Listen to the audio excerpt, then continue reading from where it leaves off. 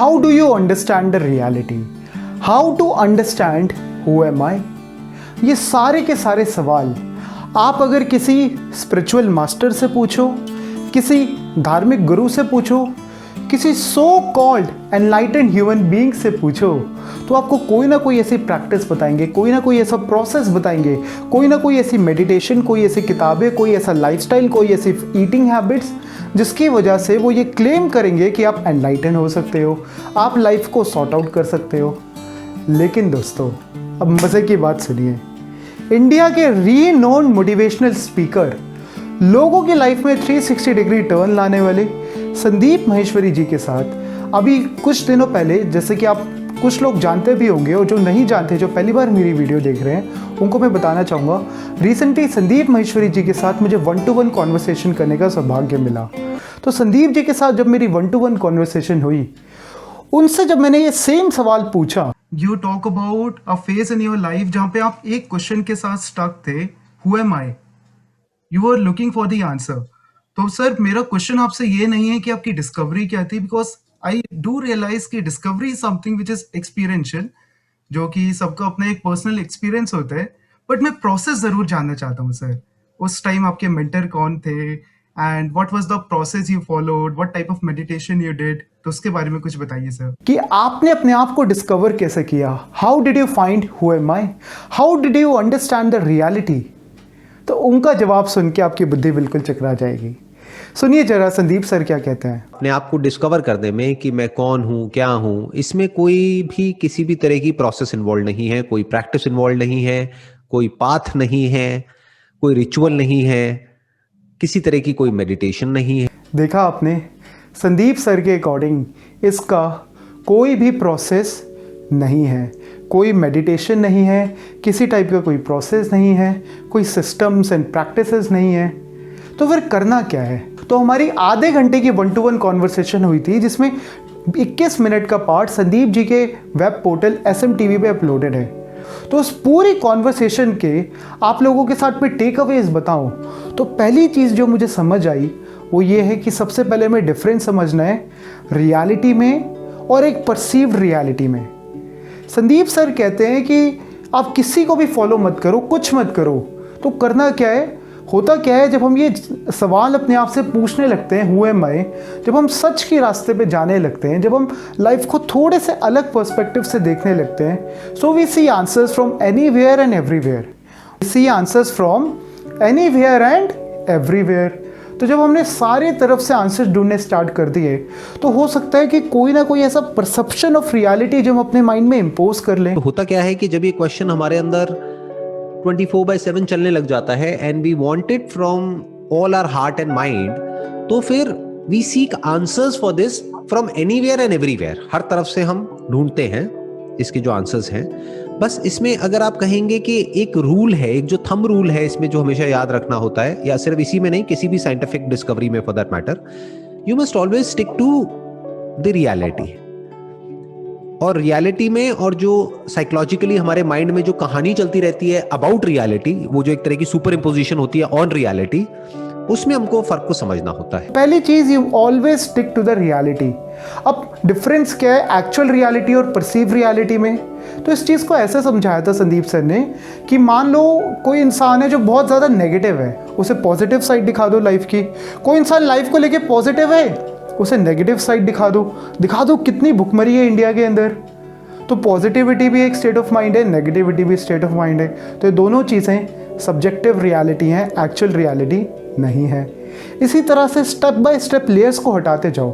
संदीप जी ने यहाँ पे एनालॉजी दी थी कि मान लो जैसे एक ट्रेन चल रही है, तो एक ट्रेन आई गई, दूसरी आई गई, ऐसे ही जो भी हमारे माइंड में थॉट्स है ना, दे लाइक दिस ट्रेन। एक थॉट आता है, हमें अच्छा लगने लगता है, फिर वो चीज़ चली जाती है, फिर एक कोई सेंसेशन होती है, कोई एक एक्सपीरियंस होता है, हम उसके साथ अटैच हो जाते हैं। तो सारे एक्सपीरियंसेस आप नहीं हो। ब्रेन्स को कैसे देखो, परसेप्शंस एक के बाद एक आते जाती रहती हैं।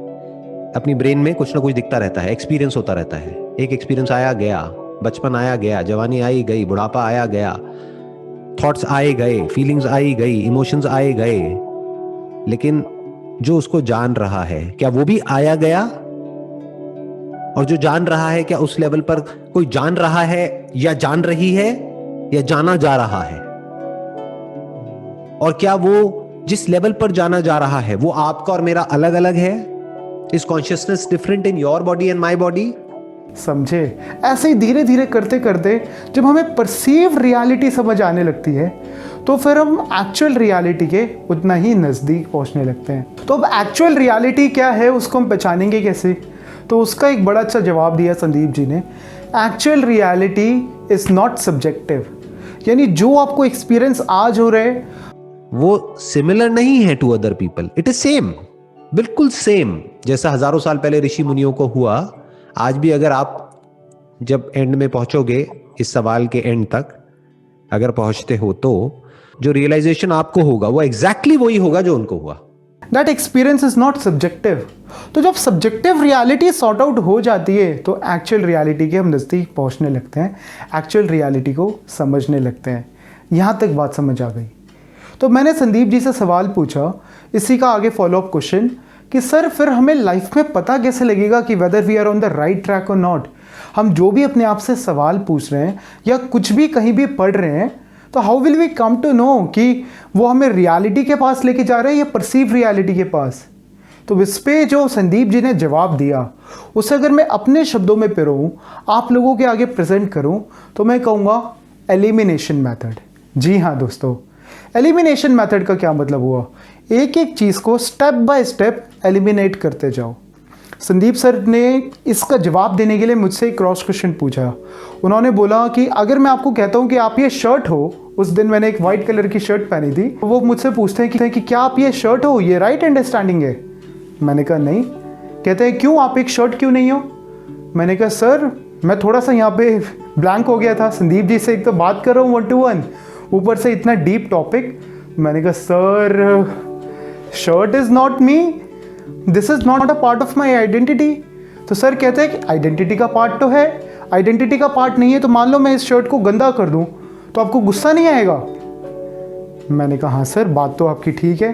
तो कह रहे हैं कि शर्ट आप नहीं हो, क्यों? क्योंकि इस शर्ट को बदलने के बाद भी आप रह जाते हो। आप कह रहे हो कि मैं शर्ट नहीं हूं, क्यों? क्योंकि शर्ट को मैं बदल सकता हूं, शर्ट को मैं चेंज कर सकता हूं। तो ये एक लॉजिकल आर्ग्यूमेंट हो गया कि मैं इस शर्ट को हटा सकता हूं और कोई दूसरी शर्ट पहन सकता हूं। अभी व्हाइट है, रेड पहन ली मैंने, तो मैंने उस शर्ट को डंप कर दिया, डस्टबिन में डाल दिया, लेकिन फिर भी मैं हूं। शर्ट के मिटने के बाद भी, शर्ट के फटने के बाद भी आप बचे रह जाते हो, तो आप कह सकते हो कि मैं शर्ट। इसी तरह से हर एक चीज़ को एलिमिनेट करते जाओ। अपने आप से सवाल पूछो, क्या मैं बॉडी हूँ? तो अगर मैं मान लो मेरा हाथ कट जाए तो मैं नहीं रहूँगा क्या? मैं तब भी हूँ, इसका मतलब मैं बॉडी तो नहीं हूँ। सेंसेशंस हूँ, तो अगर मान लो एनेस्थीसिया मुझे दे दिया जाए तो क्या मैं नहीं रहूँगा? तब भी मैं रहूँगा, तो मैं सेंसेशंस भी नहीं हूँ। क्या मैं इमोशंस हूँ? इमोशंस कैसे हुआ? मान लो आपकी मेमोरी चली गई, कुछ लोग हैं जिनकी मेमोरी चली जाती है वो तब भी जिंदा रहते हैं, तो क्या आप मेमोरी हो? मेमोरी भी नहीं हो। तो ऐसे करते करते करते करते step by step, step by step, step by step हमें इन लेयर्स को हटाना होता है। जब ये लॉजिक के साथ हम लेयर्स को हटाते जाते हैं ना, तब हम धीरे धीरे रियलिटी के साथ एंटैंगल होते जाते हैं, धीरे धीरे रियलिटी के करीब आते जाते हैं। समझे? तो इस आर्ग्यूमेंट के हिसाब से देखा जाए तो you are not even your sensations, you are not your eyes, you are not your ears, you are not your hand, you are not your legs, you are not your body. तो अब बचा क्या रह जाता है उस सब के बाद में? अगर इस सबको भी हमने हटा दिया, अपने सेंसेस को हटा दिया, अच्छा थॉट्स को भी हटा दिया, अपनी जो भी मेमोरी है आपके माइंड में पास्ट से रिलेटेड, उसको भी अगर हम हटा देते हैं तो कुछ बचा रह जाता है या नहीं बचता? तब यहाँ पे फिर एक और मेरा सवाल था कि चलिए जी ठीक है, हमने एलिमिनेशन मेथड फॉलो कर लिया।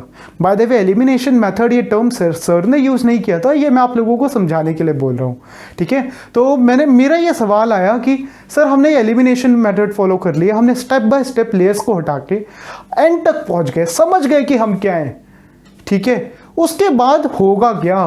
क्या आज के टाइम मेरी गाड़ी पे कोई स्क्रैच मारे, मेरी शर्ट को कोई गंदा करे तो मुझे गुस्सा आता है? मैं से मेरा मतलब हम सबको, हमारा आदतों पे कंट्रोल नहीं है, तो क्या वो कंट्रोल हमारी लाइफ के अंदर बन जाएगा?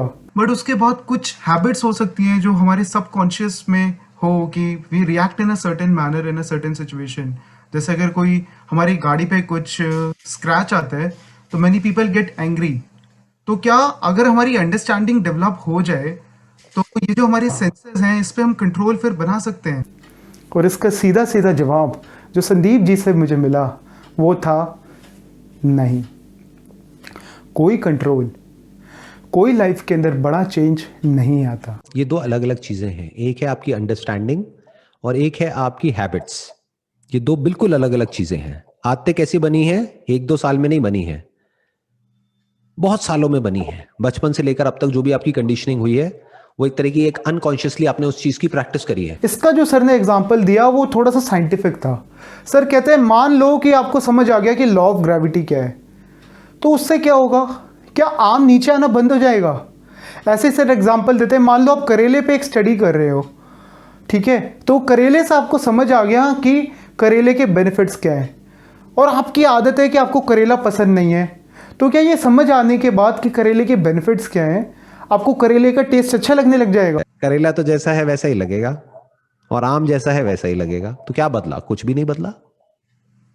हाँ, हो सकता है जो नजरिया था आपका करेले को देखने का वो बदल गया। अब इस रिसर्च की वजह से आपको समझ आया कि करेले के क्या बेनिफिट्स हैं। पहले आप कहते थे करेला बुरा है, अब आपने क्या कहा? नहीं, करेले का टेस्ट बुरा है लेकिन करेले का फायदा बहुत है। तो अब आप एज इट इज देख रहे हो रियलिटी को। इसको बोलते हैं रियलिटी को एज इट इज देखना। तो अगर एक लाइन में बोलूं, जो संदीप जी के साथ 1-to-1 इंटरेक्शन में मेरी सबसे बड़ी फाइंडिंग थी ना, सबसे बड़ी फाइंडिंग वो ये थी कि हमें कभी भी लॉजिक को नहीं छोड़ना। जब हम लॉजिक को छोड़ देते हैं ना तो फिर हम एक पपेट बन जाते हैं किसी भी स्पिरिचुअल या रिलीजियस प्रैक्टिस के, या गलत रास्ते पे चले जाते हैं, या कुछ झूठ है जिसको सच मानने लगते हैं। तो you always must stick to the reality, you always must stick to the logic. Logically, जैसे साइंटिफिक डिस्कवरी के अंदर हम स्टेप बाय स्टेप चीज़ों को समझते हैं, वैसे ही स्पिरिचुअल जर्नी में स्टेप बाय स्टेप क्वेश्चनिंग के साथ, ब्रेनस्टॉर्मिंग के साथ चीज़ों को समझना है। और धीरे धीरे जैसे जैसे लाइफ समझ आने लगती है, लाइफ सॉर्ट होने लगती है, लाइफ की प्रायोरिटीज़ ठीक होने लगती हैं, लाइफ की अंडरस्टैंडिंग, हमारे रिलेशनशिप, सारी चीज़ें एक टाइम के बाद राइट पर्सपेक्टिव में फॉल करने लगती हैं। बात को समझे।